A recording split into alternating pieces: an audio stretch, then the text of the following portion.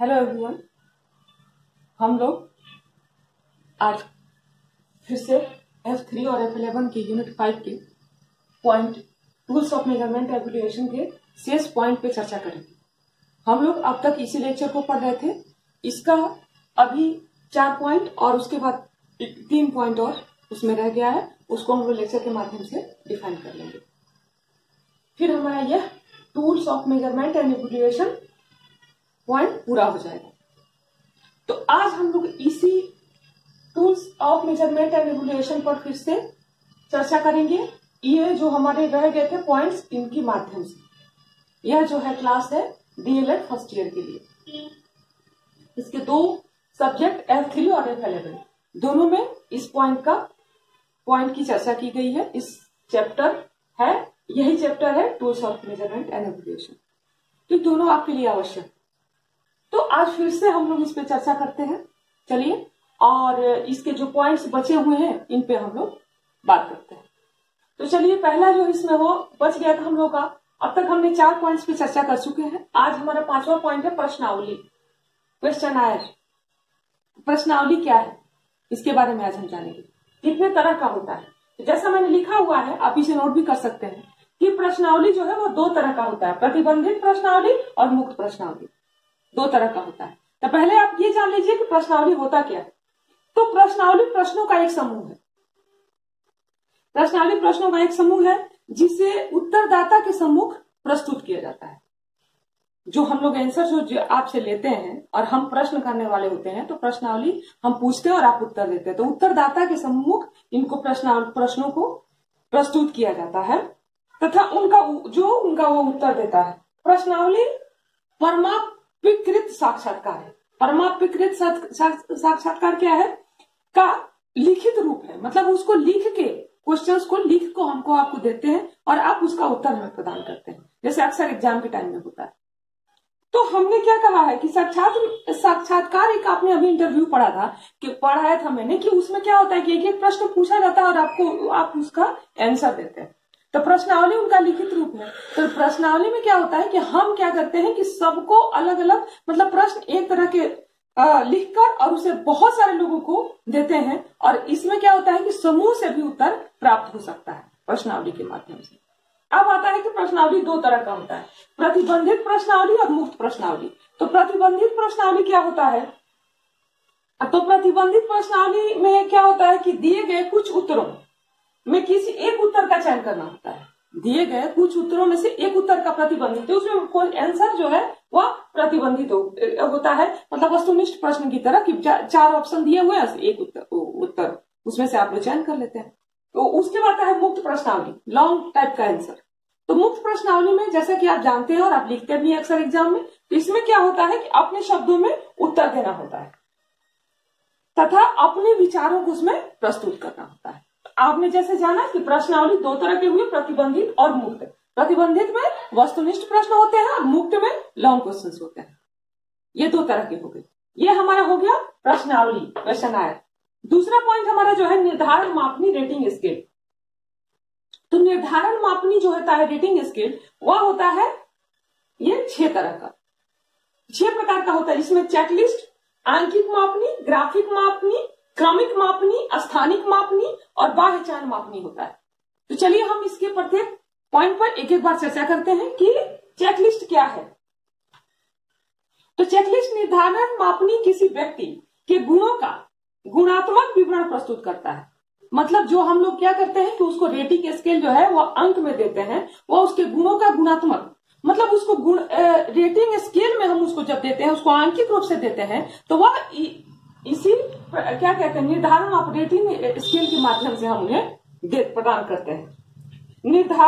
निर्धारण मापनी की सहायता से उपस्थित गुणों की सीमा अथवा गहनता या आवृत्ति को मापने का प्रयास किया जाता है कि आप में कितने गहन गुण है, कितने आप प्रश्नों का कितने गहराई से, कितने विवेक से उत्तर दे रहे हैं। इन चीजों को हम लोग इन चीजों को निर्धारण मापनी के माध्यम से प्रस्तुति, उसके माध्यम से उसका मतलब निर्धारण किया जाता है कि हाँ ऐसा कैसे है, कितना आपके विचार कहाँ तक आपने सीखा है। इनको रेटिंग स्केल के माध्यम से हम लोग देते हैं। इसमें पहला आता है चेकलिस्ट। तो क्या होता है, चेकलिस्ट क्या है, तो जब किसी व्यक्ति में गुण की उपस्थिति या अनुपस्थिति, मतलब उसमें गुण है या नहीं है, इस चीज का जब ज्ञान करना प्रयोग किया जाता है, जब इसका ज्ञात करना होता है, तो हम इसमें चेकलिस्ट का प्रयोग करते हैं कि उसमें अवगुण और गुणों को जानने के लिए चेकलिस्ट का प्रयोग किया जाता है। चेकलिस्ट में कुछ कथन दिए जाते हैं, जैसे कुछ क्या करेंगे, आपको दे देंगे कथन, कुछ क्वेश्चंस दे देंगे और गुण की उपस्थिति अनुपस्थिति को इंगित को ऐसा देते हैं जिससे कि आप अपने गुण या अवगुण के आधार पर उसको उस पर विचार प्रस्तुत करेंगे और हम उन्हें चेकलिस्ट के माध्यम से रेटिंग प्रदान करेंगे। दूसरा है अंकित मापनी। अंकित मापनी में दिए गए कथनों में हाँ या नहीं के रूप में उत्तर नहीं होते हैं। उसमें क्या होता है कि प्रत्येक कथन के लिए कुछ बिंदु, जैसे 5, 3, 7 ऐसे करके अंक दिए होते हैं इसमें आपको आंकिक मापनी में, जो जैसा कि इसका नाम से ही प्रस्तुत हो रहा है कि आंकिक, इसमें अंक दिए होते हैं। और और क्या होता है कि जो कैंडिडेट्स होते हैं तो उसको प्रत्येक कथन को उन्हीं अंक के माध्यम से अंक प्रदान किया जाता है, उन्हीं अंक के माध्यम से उनको क्या कहता है, उनका अंकन किया जाता है। ये हो जाता है आपका आंकिक मापनी। अब आता है हमारा ग्राफिक मापनी।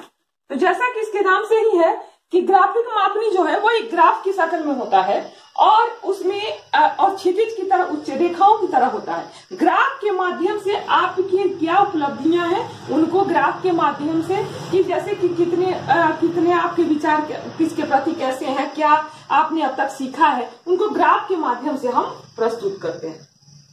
अब आता है क्रमिक मापनी। क्रमिक मापनी क्या है, तो गुणों की मात्रा के विषय में जानकारी ली जाती है क्रमिक मापनी में, कि कैसा गुण है आपके अंदर और अनेक आपके जो गुण हैं उनको क्रमबद्ध तरीके से लिखा जाता है। तो ये हो जाता है आपका क्रमिक मापनी। अब आता है स्थानिक मापनी।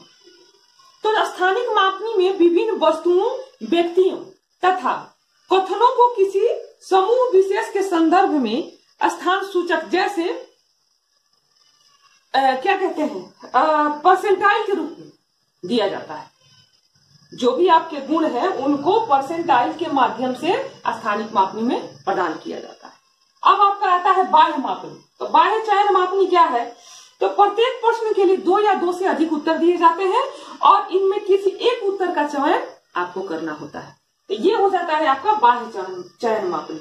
इस प्रकार मैंने इन्हें आपकी 6 पॉइंट्स को डिफाइन किया। आशा है आपको समझ में आया होगा। अब हम चलते हैं प्रक्षेपीय तकनीकी, प्रोजेक्टिव टेक्निक्स।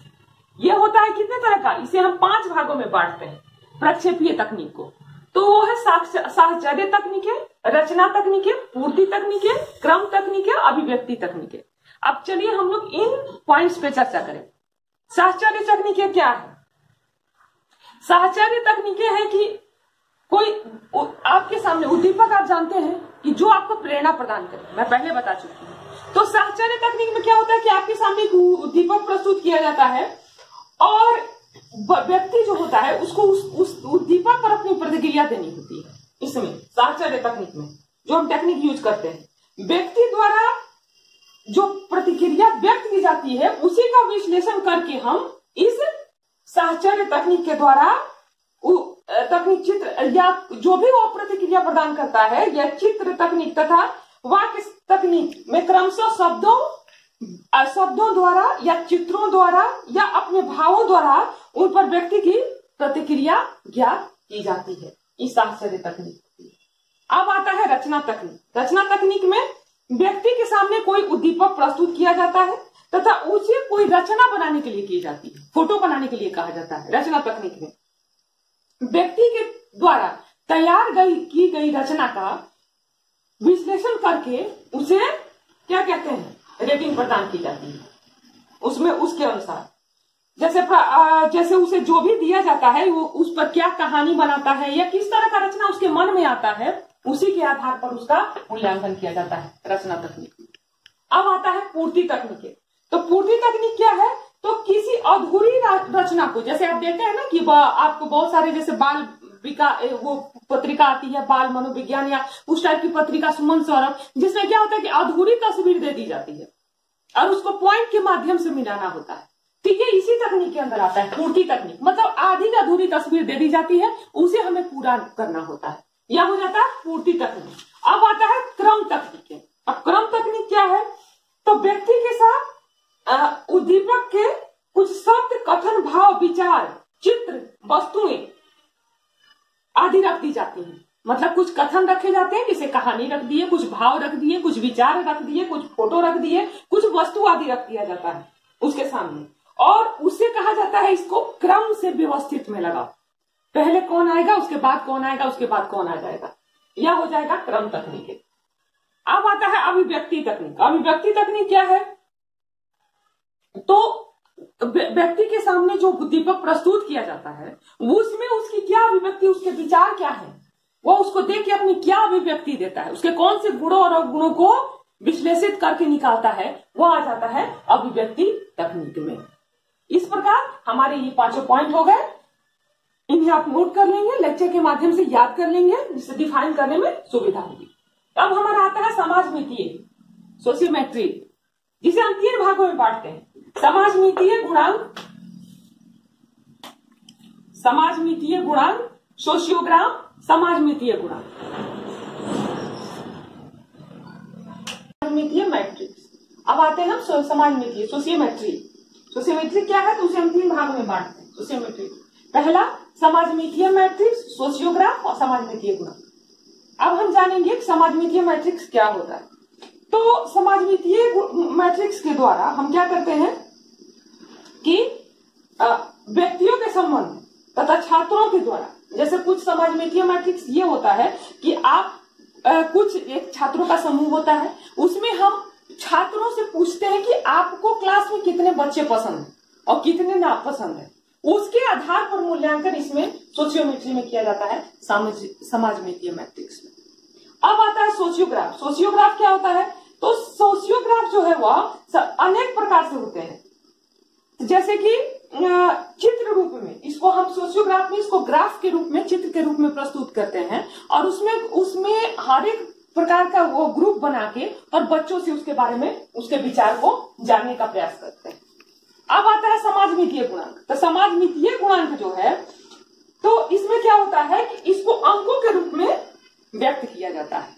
जैसे उदाहरण के लिए हम मान लें कि 5 छात्रों का एक समूह है, प्रत्येक सदस्य से पूछा जाएगा जाके कि उन्हें इस समूह में 2 छात्रों का नाम बताओ, और उसके आधार पर हम ग्राफ बनाते हैं और समाजमितीय गुणांक का मूल्यांकन करते हैं।